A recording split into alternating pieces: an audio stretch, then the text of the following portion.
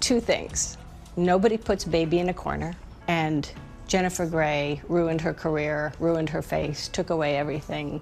When Dirty Dancing hit theaters in 1987, it wasn't just another romantic drama.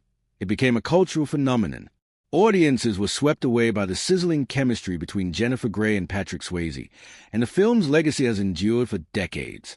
Behind the iconic lifts, sultry dance scenes, and unforgettable soundtrack, however, a more complex and emotional story was unfolding, one that few knew at the time. Jennifer Grey, the breakout star who played Baby, was harboring a private truth during filming. She never spoke about it publicly, yet it added an invisible tension behind the scenes, making the film's success even more remarkable. Fans speculated for years about the off-screen relationship between Grey and Swayze. Their on-screen energy felt too real to be just acting. Rumors of clashing personalities, emotional strain, and immense pressure followed them. Through it all, Jennifer Grey held back something personal, something that may have forever shifted her dynamic with Swayze. What was she hiding? Why did she keep it buried during the most pivotal project of her career? The truth, as it turns out, is more layered than anyone imagined. Jennifer Grey quietly redefined her career outside the Hollywood spotlight, carving a path of resilience, evolution, and quiet strength. Born on March 26, 1960, in New York City, she was raised in a family deeply rooted in the arts. Her father, Joel Grey, was an acclaimed actor and Academy Award winner, while her mother, Jo Wilder, was a former actress and singer. With that kind of artistic legacy, it seemed inevitable that Jennifer would find her way to the stage. Yet, her path was far from easy or traditional. After graduating from Manhattan's Dalton School, she trained at the neighborhood playhouse, building a solid foundation in acting. In the early 1980s, she slowly earned her way into film through commercials and small roles, gaining traction in a fiercely competitive industry. Her role as Jeannie Bueller in Ferris Bueller's Day Off, 1986, helped her stand out with audiences, but it was Dirty Dancing the following year that truly launched her into stardom. As Frances Baby Houseman, she embodied youthful courage, vulnerability, and self-discovery. Her performance wasn't just about dance moves or chemistry with Swayze. It captured the emotional journey of a girl finding her voice. That raw authenticity connected with generations of viewers and made Dirty Dancing a timeless favorite. Jennifer Grey became a household name, yet she remained an unusually reluctant star. She focused on the wake, not the fame, and carried herself with humility and quiet determination. After Dirty Dancing, her career took a slower, more reflective turn. Though none of her later roles matched the success of Baby Houseman, Jennifer continued working consistently in film and television. She appeared in projects like Bloodhounds of Broadway, Wind, and a variety of TV roles throughout the 1990s and 2000s. She also did voice work and accepted smaller parts that allowed her to stretch her range and adapt to different genres. Fame might have dimmed, but her passion for acting remained strong. Jennifer never relied on celebrity status alone. Her craft, marked by depth and emotional authenticity, spoke for itself. In interviews, she often shared how her priorities had changed. It was never just about being a star. It was about doing meaningful work, building a full life, and navigating the turbulent waters of demanding industry. One of the most publicly scrutinized and deeply personal chapters of her career came in the early 1990s, when she underwent rhinoplasty. What followed was an unexpected and painful shift in her public image and professional opportunities. In an era where cosmetic surgery was becoming common, especially for women in Hollywood, Jennifer's decision was met with harsh judgment. What made it especially controversial? What made Jennifer Grey's decision to undergo rhinoplasty so impactful wasn't simply the surgery itself, but a profound shift in how she was perceived by both casting directors and fans. In later interviews, Grey openly admitted that the nose job left her unrecognizable, even to her closest friends. While she retained her talent, grace, and work ethic, the change drastically affected her career. She famously said, "I went into the operating room a celebrity and came out anonymous," a quote that became a cautionary tale about the pressures on women in Hollywood to conform to narrow beauty standards. Her story underscored how tightly identity and recognition are often tied to physical appearance. Another deeply painful and life-altering event occurred just before Dirty Dancing's release in 1987. While vacationing in Ireland with then-boyfriend Matthew Broderick, her co-star from Ferris Bueller's Day Off, The two were involved in a tragic car accident that resulted in the deaths of 2 people in another vehicle. Though Gray was physically unharmed, the emotional trauma haunted her. She experienced severe survivor's guilt, and despite Dirty Dancing becoming a career-defining success, she struggled to embrace it fully. The juxtaposition of personal tragedy and professional triumph left her emotionally conflicted and led to a retreat from the public eye. In interviews, she later admitted that she felt as though she didn't have a right to celebrate when others had lost their lives. Beyond emotional trauma, Gray also battled an evolving entertainment industry that often sidelines women as they age or alter their appearance.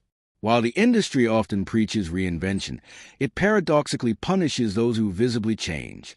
Though many hoped Gray would continue as a leading lady, the roles began to dry up by the early 1990s, not solely because of her appearance, but due to a broader systemic issue in Hollywood, a lack of nuanced roles for women who don't fit a narrow mold of youth and conventional beauty. Gray's career arc reflects a larger conversation around ageism, appearance-based discrimination, and the double standards that continue to shape women's trajectories in entertainment. Her personal journey became emblematic of struggles many other actresses silently endure. Less visible, but equally impactful, was Gray's battle with chronic pain following the 1987 car accident. She lived with lingering injuries for years, many of which went undiagnosed until 2010 when she joined Dancing with the Stars. A full medical evaluation revealed severe damage to her spine and a neck compression that could have eventually led to paralysis. She underwent corrective surgery just before the show and went on not only to compete but to win. What audiences saw on stage was glamorous and graceful, but behind the scenes, it was a battle of physical endurance and mental resilience. Her victory was not just a public comeback. It was a deeply personal triumph over long-held pain and adversity. Jennifer Grey also faced the burden of typecasting. Though Dirty Dancing made her a global icon, it became a double-edged sword. She found herself boxed into a narrow category, where producers and audiences could only see Baby and struggled to accept her in other roles. This is a challenge many actors face, being so closely associated with one character that it limits future opportunities. For Grey, the challenge was magnified by her changed appearance and the shifting priorities of Hollywood, making the fight for continued relevance even steeper.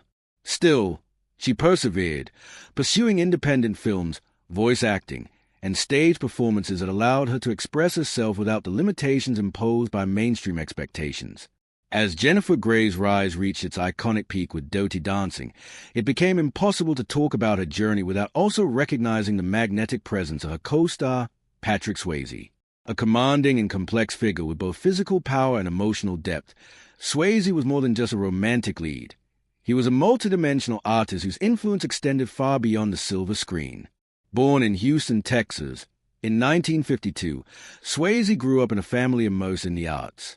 His mother, Patsy Swayze, was a highly respected choreographer and dance teacher, and it was under his mother Patsy Swayze's guidance that Patrick learned to merge athletic precision with artistic grace.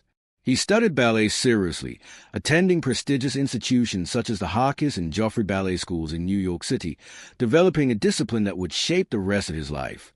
But Patrick Swayze was far more than just a dancer.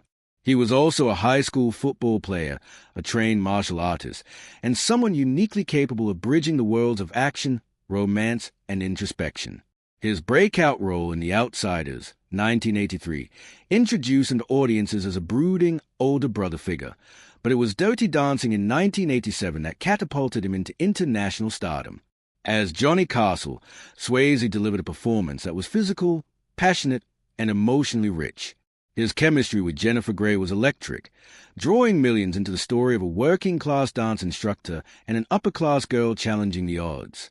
Though it began as a modest film, Dirty Dancing became a cultural phenomenon, and Swayze's now iconic dance scenes and his original song, She's Like the Wind, solidified his place as a rare kind of artist, both tough and tender.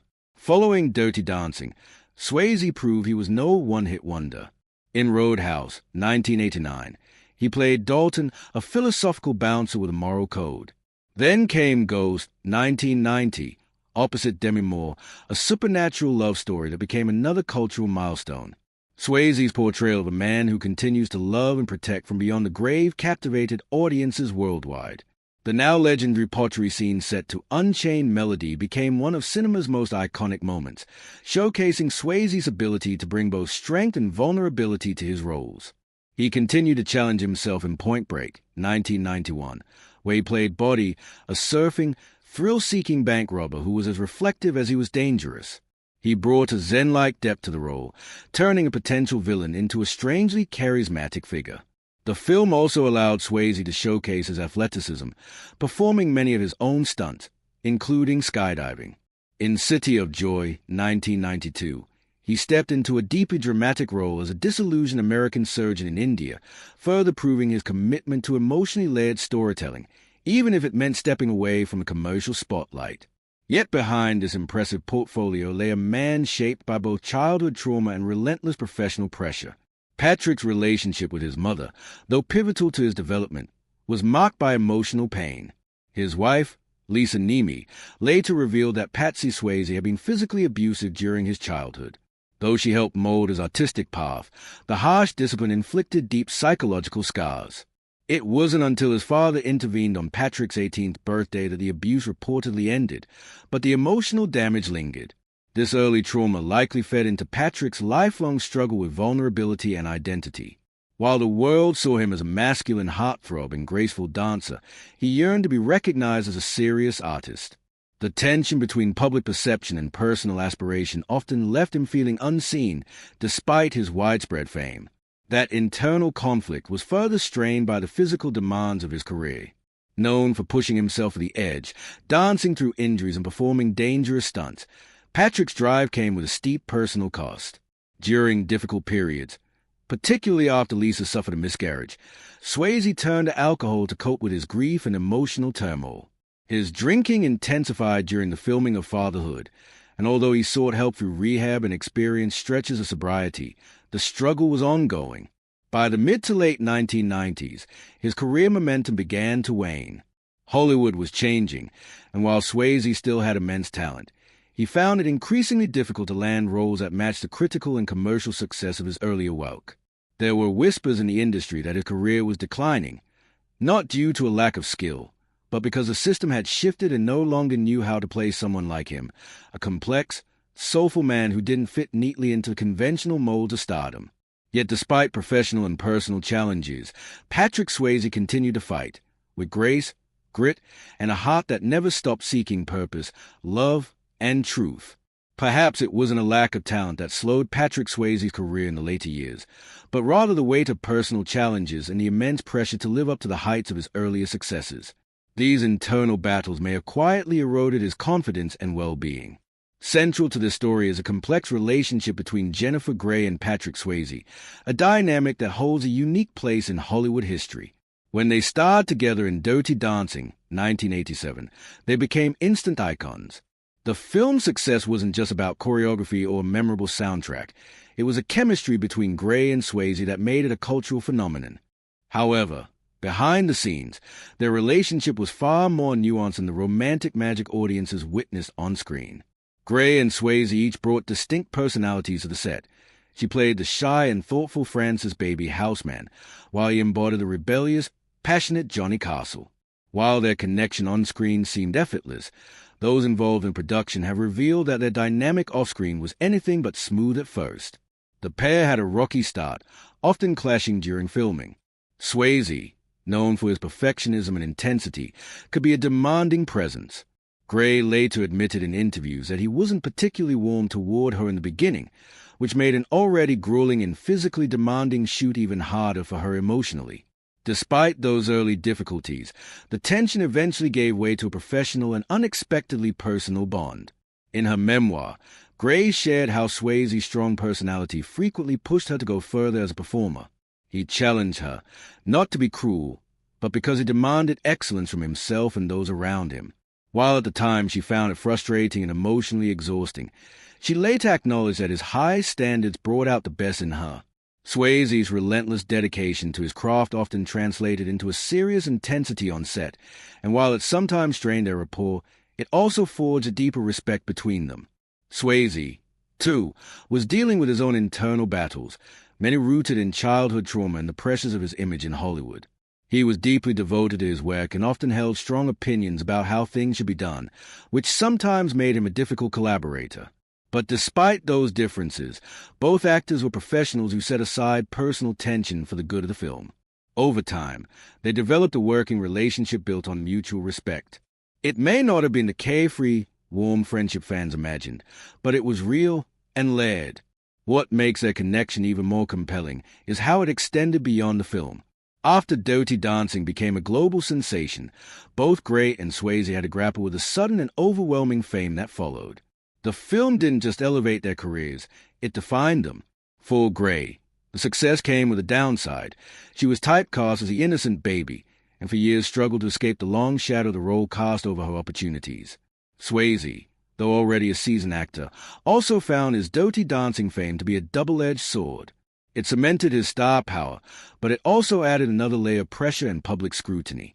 Behind the scenes of Dirty Dancing, both actors were navigating far more than their lines and dance routines. They were confronting insecurities, conflicting work styles, and the looming weight of a movie that would go on to define a generation. Their ability to channel that tension into such believable on-screen passion is a testament to their professionalism and to the raw truth that sometimes the greatest performances are born from the most complicated realities. Jennifer Grey and Patrick Swayze had a relationship that was anything but conventional. The two actors, who would later become cultural icons for their roles in the 1987 hit Dirty Dancing, shared a dynamic that was intense, complicated, and at times strained. Though their on-screen chemistry became legendary, their real-life relationship during production wasn't nearly as seamless as a love story their characters portrayed.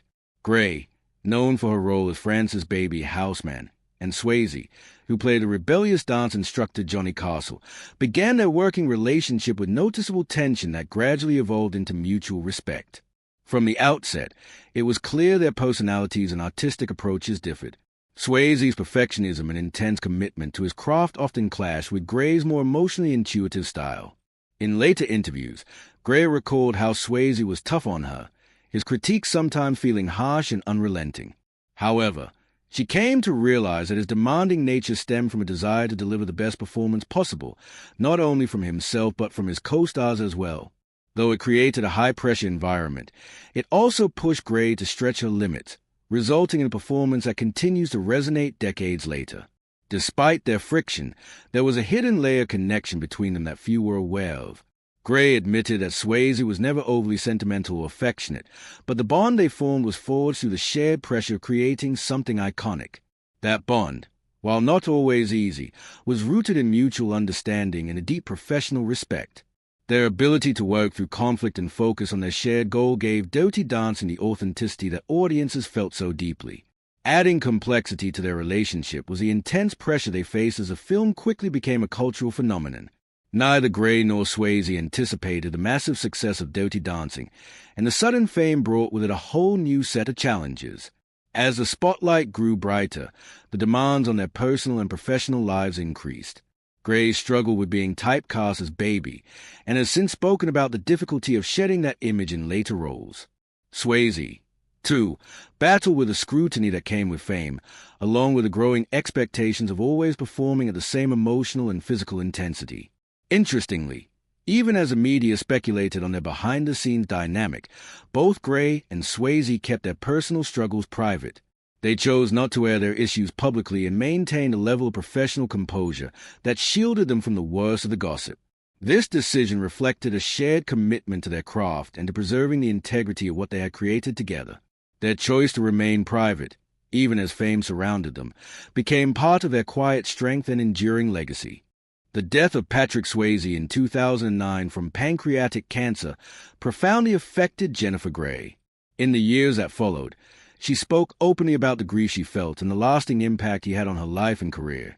She described him not just as a co-star but as a mentor, someone who taught her resilience, discipline, and how to remain grounded in the face of chaos. Though their relationship had its complications, Gray continued to reflect on it with admiration, acknowledging the growth they experienced together and the connection they shared through their work. Even now, Jennifer Grey remembers Patrick Swayze with fondness and respect. In interviews and on social media, She honors his legacy, not only as a man who helped bring Dirty Dancing to life, but as someone who challenged her to rise above her fears. Their time together, while often fraught with tension, created something timeless. And in the end, it was that complex bond, fueled by passion, conflict, and ultimately respect, that became the heart of one of cinema's most beloved love stories.